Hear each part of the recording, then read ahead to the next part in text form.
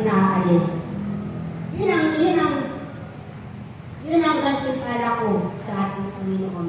At alam niyo ba na nung makilala ko ang Panginoon at nakilala ko yung kanyang kalooban, yung mga bagay na hindi ko magawa, yung mga bagay na imposible para sa iyo nung wala ka pa sa Panginoon ay naging posible.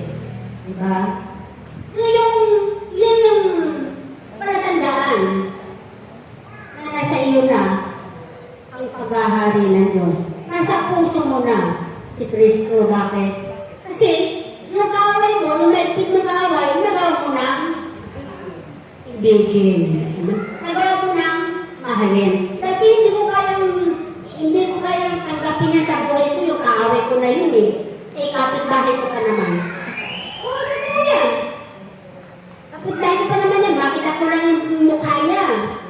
Parang gusto ko na siyang pampasin. Ano po yan, Mars? Marinig ko lang yung boses na gusto ko na siyang bugbugin. Oo. Pero, nung makilala ko sa Diyos, at ako ay narinig ko yung kanyang tinig, napakinggan ko yung kanyang boses, yung kanyang salita, ako ay binago ng ating Panginoon. Palakpakan po natin ang mga